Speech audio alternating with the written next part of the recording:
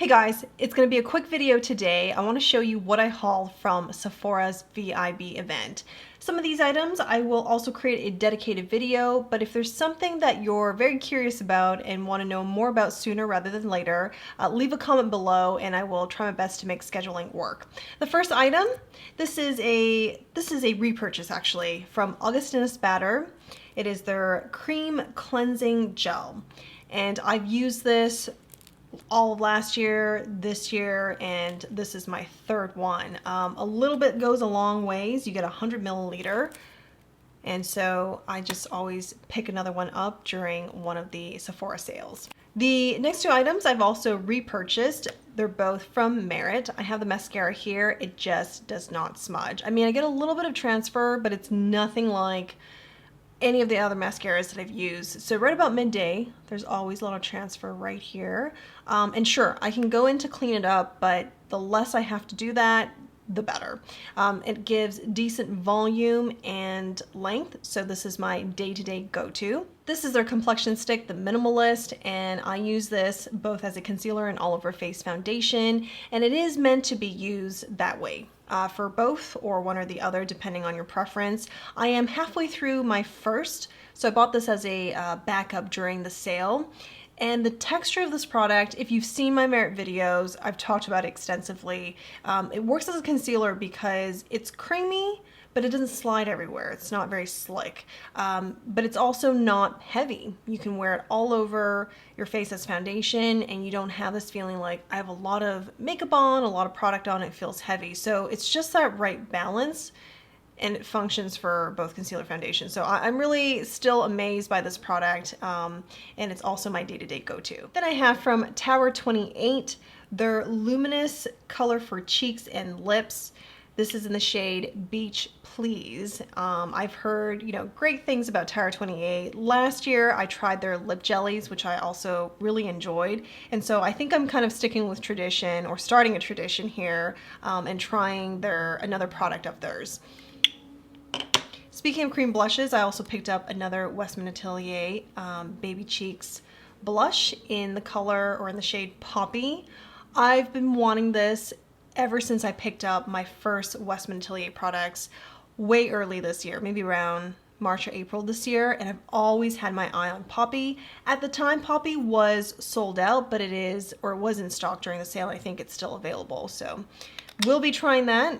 And then moving on to eyes, I did get Charlotte Tilbury's Smoky Eyes Are Forever Instant Eye Palette. There's something about this combination of shades that really caught my eye. I think it's like the, khaki green, olive greens.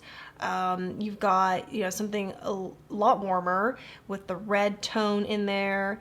And then you've got some quintessential, deep matte shades. There's just something about the choice of color combo, the way they place the colors, and how it just all comes together on this palette. I don't know why. It's really hard to explain.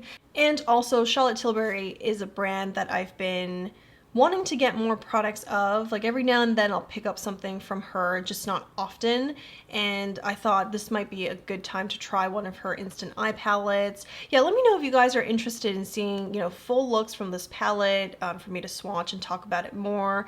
I'm always curious, like you guys, my viewers, and beauty enthusiasts and friends on here, like how excited are you guys about Charlotte Tilbury? Let me know in the comments. For my last two items here, I'm going to show them together. They're from Natasha Denona. This is the Glam Face and Eye Palette. I guess it's just Glam Face Palette that's printed on here. I love the chrome packaging, and we have a light and a dark version, and it has this bevel shape to it. This is dark. Looks beautiful. And it does hearken to Natasha Denona's classic glam vibe for both of these. And I would imagine they're easy to create looks with, and this is light. Easy to create looks with. Also included on here are two face products for your cheeks, and it's going to be highlight and blush. And I think the blush is going to be a cream blush. So in a dedicated video, I'll be doing comparisons with her previous face palettes, and also I think you guys might be curious to see how similar it may be to the Mini Nude palette as well as the Mini Glam palette. And why don't I just hold two of them up. So this is Light and this is Mini Glam. As you can see, there are no duplicate shades, and there are no duplicate shades either with the Mini Nude. But there are some similarities. The inclusion of, you know, a light shade, a light matte shade, a deep matte shade, and then you have some metallics. Although I feel like this one here is a very glittery metallic finish, unlike what's found on here. So I think this one will give you more pop, more wow factor to it, whereas the Mini Nude is, you know, as the name implies, it's a little bit more subdued. But we will look at this in a lot more detail very shortly, and I'll just pop dark up here too, because I do think the deep matte shade might be very similar. We'll see. We'll do some swatches then and see. Well, that is everything I hauled from the sale. Let me know below if you found everything you wanted, if you found my recommendations video helpful. It's always kind of fun to do these videos around, especially now, this time of the year. I do also have a Pat McGrath recommendations video coming soon. I asked on Instagram if anybody was interested in a recommendations video. I did one last year. Overwhelmingly, it was a yes, so I will be sitting down to do that in the very near future. Talk to you guys very soon. I hope your weekend has been going well. Bye.